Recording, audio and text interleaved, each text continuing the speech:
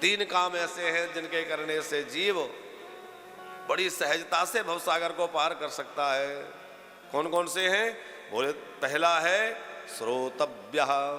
हम इस समय जो कर रहे हैं, पहला काम क्या है? थोड़ा सा ई को कम कर देंगे, थोड़ा श्रवण, कथा का श्रवण। जितना अधिक से अधिक कथाओं का श्रवण करेंगे उतना ही हमारा मन निर्मल बनेगा और उतना ही हमारा चित्त भगवान में लगता चला जाएगा। चित्त की निर्मलता में कथा सबसे श्रेष्ठ साधन है। इसलिए सुखदेव जी पहला साधन बतला रहे हैं श्रोतव्य, कथा सुनिए। दूसरा साधन बतला रहे हैं कीर्तन करिए, कीर्तितव्यश्च। कोई भी नाम आपको अच्छा लगता हो उस नाम का जप करिए, कीर्तन करिए। जप अलग बात है, कीर्तन अलग बात है। जप जो है वो मौन होकर किया जाता है और कीर्तन उच्चैर भाषा तु कीर्तनम, उच्च स्वर में भगवान नामों का गायन करना।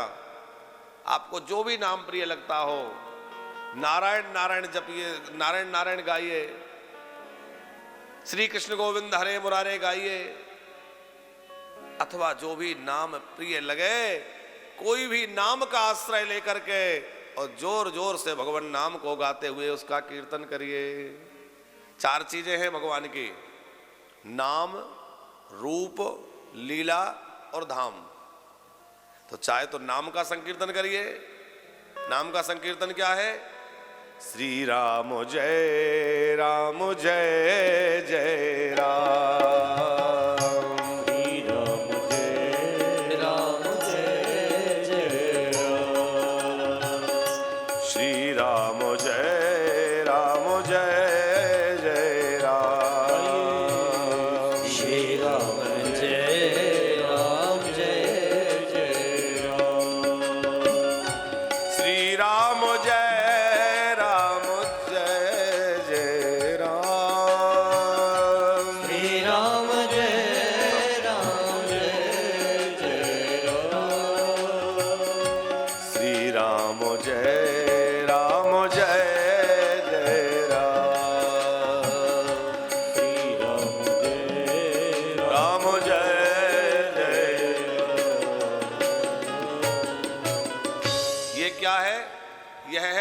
संकीर्तन।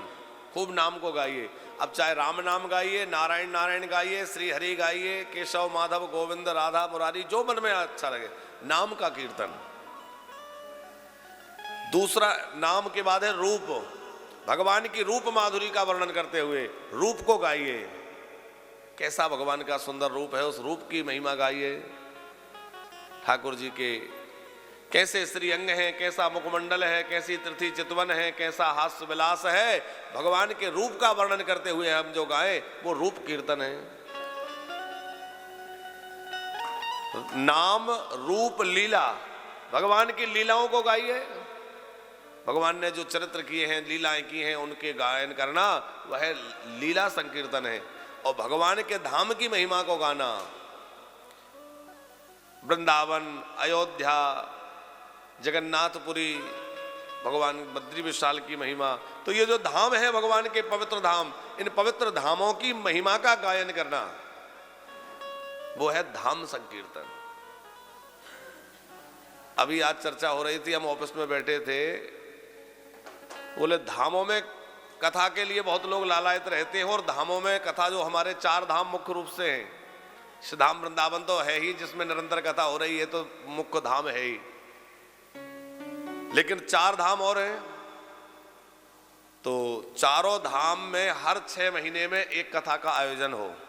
जैसे अभी रामेश्वरम की चर्चा चल रही है, उसी प्रकार भगवान जगन्नाथ जी के शरण में जगन्नाथपुरी में कथा हो, और कभी बद्री नारायण में कथा हो। अभी ऋषिकेश में हमारी कथा जब चल रही थी तो वहाँ खंडेलवाल परिवार ने बड़ा सुंदर दिव्य आयोजन गंगा जी के तट पर किया था ऋषिकेश में। तो वहीं उन भक्तों में से ही बहुत सारे लोगों ने इच्छा जताई कि महाराज जी अब ऋषिकेश तक तो आ गए, अब बद्री नारायण में कथा और हो। हमने कहा ठीक है, राम जी की जैसी इच्छा होगी।